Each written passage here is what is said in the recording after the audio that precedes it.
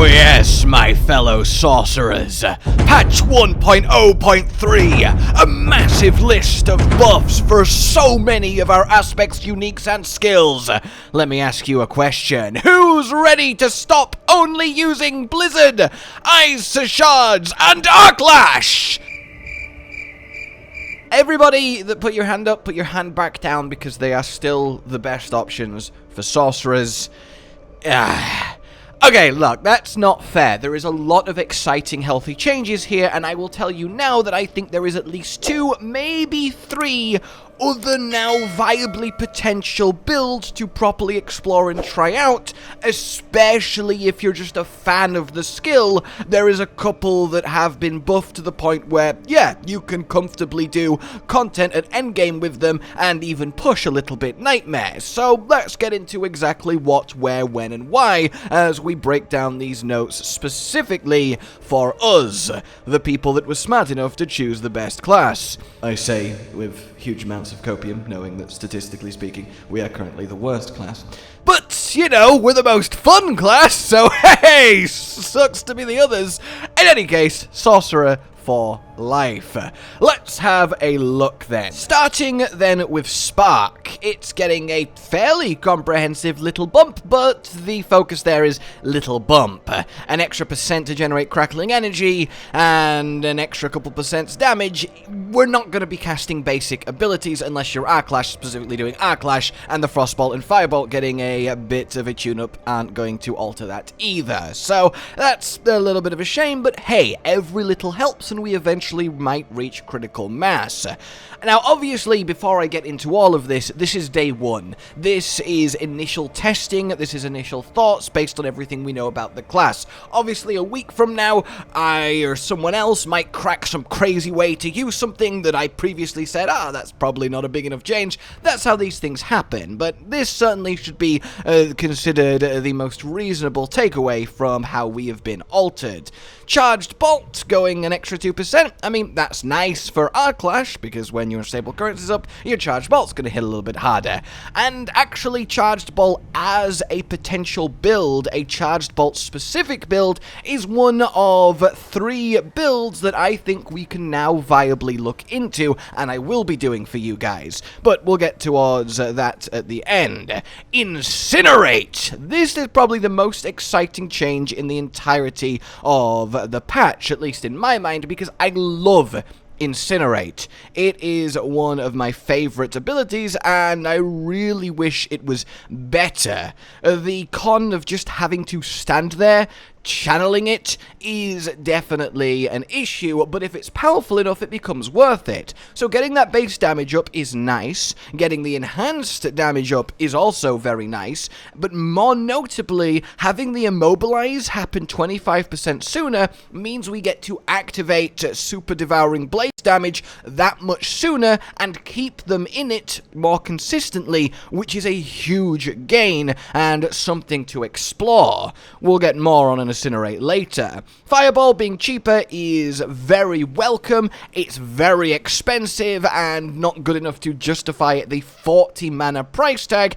This alone might actually, with a few of the little tweaks, compound enough to let you spam Fireball viably as a setup, and I think this one may be one to watch. Stuff costing less is generally a much more powerful buff than things doing a couple % more damage. It can change the way you're actually able to use something on a base level, and being able to cast 4 versus 3 on a full tank of mana, assuming no other factors, is a huge 25% gain if you want to look at it like that, which is appreciable. Frozen Orb then, our 3rd winner of the patch, and to be clear, Charged Bolt, Incinerate, and Frozen Orb are the 3 abilities that I think that we can now actually get a bit excited about, and I think we can now make something significantly powerful around, or at the very least, powerful enough that, yeah, you can use it very comfortably at endgame and do difficult content with. I don't think they will top Arc Lash and Blizzardy Ice Spikes or Ice Shards, but we will see. Blizzard doing more damage damage is whatever. Nobody is using Blizzard for the damage. It is for the ice spikes and the freezing. Ice Blades, being more likely to have vulnerable, is nice, but Ice Blades still remains very niche outside of my Ice Blades R-Clash combo build. But hey, more vulnerability uptime just makes them that much more attractive, and this is one of those changes that, coupled with further changes down the line, might result in that critical mass when now it's really worth it.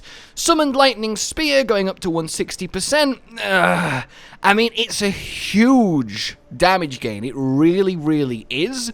But that means you have to pick up 8 crackling energies, then summon a spear. So while it's getting damage, you're also having to wait longer between casting it, and it would have to hit nuclear levels for that to be worth it, and that's just not going to happen with that change. Crackling energy is definitely appreciated. The R-Clash build is full of it, as is the Ball Lightning build, so it hitting harder is good, as I genuinely believe crackling energy almost hits hard enough that at super endgame with enough Paragon points, really investing into the crackling energy board, you can actually do something special there. So while this isn't build enabling, I think it actually might support a build that already had potential before this patch. Freezing Wake! Yay! Your horse attack does more damage! Well, pack it up, guys. New best Sorcerer build. Leaping off a horse is a ball of ice. Everything else trash. We've done it. Thank you so much. I mean, this is the most whatever change I think I could ever imagine. Then we get down into our legendary aspects. Abundant Energy. Again, this supports crackling energy. And it might only be a 10% increase, but going nearer to that half the time 50% mark is very appreciable. If we can say that half the time a crackling energy will hit 2 enemies, well, that means it will reduce cooldowns twice with the key passive. And the more often that happens, the more appealing this aspect is. And I have a kind of feeling, a hunch, that this might actually now be worth taking, or at least experimenting with, in the R-Clash build, and that's something I'm definitely going to look into. Singed Extremities, slow, who cares, it's not really that synergistic, it's useful, and it is a hefty increase, and you might combo it with something like Concentration here, but it's really, you know. Incendiary, a chance to restore mana going from 510 to 1217. This is a big one, actually. A really, really big one. Incendiary was almost good, and now over double the chance? Yeah, I can kind of get behind that. You're probably going to see a lot of mana pumping in with a high burning lucky hit build that takes this. The only issue is there needs to be a good burning build that needs mana to take advantage of it. And if Incinerate, with all of its changes and gains here, happens to be that build, then we might very well see Incendiary as its fuel source, and that would be really lovely. So this is definitely one to watch. Extra damage reduction stood in your Blizzard is just fine. I mean, 25% is a hefty amount, and as a defensive aspect that is good, but it's not going to replace the other standard defensive aspects like Disobedience. And Concentration, more mana regen if you've not taken damage, that's just not a thing. It really isn't, so it would have to be like 100% so that the second you didn't take damage for long enough, your mana just went whoop, full, so you could use it in bursts like that, but this just doesn't do it. Then 2 changes to our uniques. 2 very exciting uniques, actually. Flamescar has just gotten a decent damage bump, and one that's certainly noticeable. The extra little embers that flick out of Incinerate, I have experimented with this and I've tried to make Incinerate work. It didn't quite get there, which is why you guys have never seen it as a build, but it did feel good, did those little extras. So them being better, well, that's exciting, it really is. And can we just talk about how symbolic a ice shard sorcerer coming in and obliterating the enemies I was testing Incinerate on is to this patch and Sorcerer. But hey, you know, I'm not in an Incinerate build, so it's not fair, it's just a pure functionality test, but it's just one of the chances. And then the Staff of Lam Essen, this is also good. Charged bolts as a focus with this staff, again, was so almost a video that I shared with you guys as a build because it so almost was good enough. So now, oh, that does make me want to revisit it, and I certainly will. So, that is a quick look and more kind of in-depth thoughts on our changes. What is my overall impression then? Blizzard, Ice Spikes, and Ice Shards are still tied for the best build with Arclash, and they've not gotten weaker, and they've not gotten stronger. Well, apart from the 10% Blizzard damage, but again, that's still really minor. Arclash has gotten a little bit stronger just because Charged Bolt has gotten stronger and because Crackling Energy has gotten stronger, and that's certainly nothing to sniff at, and I'm quite pleased with that, even if that wasn't necessarily their intention, but I do think you will notice a little bump, so that's really good considering that is, at least in my opinion, the best build, but I do realize it's subjective and very much tied with the ice side of things. Past that then, I think we have the potential for 3, maybe 4 new builds. I think we can now have a look into Incinerate as a build. I think we can look into Charged Bolt as a build. I think we can look into Frozen Orb as a build, as this is one I also put together and again was so close to being worth showing you guys. And then at the outside chance, I think a Crackling Energy focused build, maybe with Lightning Spear to back it up, to be worth picking them all up off the ground, might creep in, but that might end up being more of a fun, look, it works and it's entertaining, but it's not like crazy. So expect that one at the bottom of the list, maybe in a couple weeks, but the others I'm going to get on straight away, and I will be back to you guys with our new best options in this patch.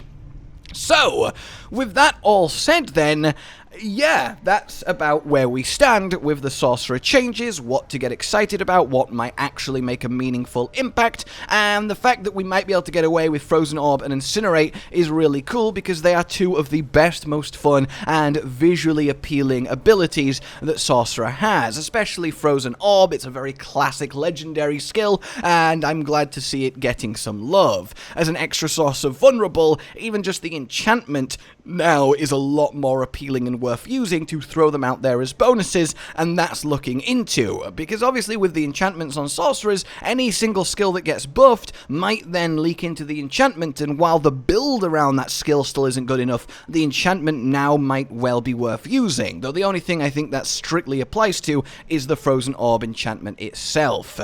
So, no changes to our fire synergy requirement, the fireball enchantment, devouring blaze, the burning board, that's still quite a crutch and a shame to see, but I never thought there was going to be inherent mechanical changes in this patch, and, well, there isn't. But there certainly is enough to be working with here, and I do think we will have a more well-rounded Sorcerer experience, at least in the sense of more things are going to be good enough that you're not going to be, like, shooting yourself in the foot for using, if you just happen to love them. If you're sat there going, God, like Charged Bolts is my favorite ability, but it's too weak, well, now you can probably use it. It won't be the best build, but it will be good enough now, and that in itself is certainly a good thing. We don't need a new reigning king build every patch. This was aimed at making the rest of everything a little bit more worthwhile, and I think in that sense, at least the initial take here is definitely something that's going to happen. Though, that all said, despite me understanding, I do have to admit and ultimately find it a little bit sad that, yes, as I said, the burning synergy enchantment slot chosen for us is still a factor, the fact that our resistances don't work making us squishy is still a factor, and we're still not going to compete damage-wise with the likes of Necro and Barb, and we're still overly reliant on spamming defensives out, and we still have mana problems, though maybe less so with fire. Again, essentially the core mechanical issues I outlined with Sorcerer in my talk hasn't been addressed, but I do think the fun and build variety at least has been improved, and any improvement is welcome, and I think we should at least enjoy what we have here and hope for bigger, more sweeping changes in Season 1 and beyond. So, look out very soon for the new post 1.03 best Sorcerer build. I am not sure which side I'm going to err on yet, but I will be spending, well, literally from now till I release it, making it happen for you all. I hope you found this interesting, and until we meet again, consider supporting the future of the channel on Patreon down below, and liking if you enjoyed it, subscribing, of course, for more Diablo and Sorcerer goodness, and all that's left to say is a goodbye. Josh, Cotton, and Hollow with the videos, dropping the humor like a hammer on your tippy toes, bringing entertainment on a daily arrangement to take our insanity and turn it into entertainment. Yes, I said entertainment twice, to reiterate that it is nice to look into your faces on a mostly daily basis when you let us in your homes to make the whole world a stage. Goodbye.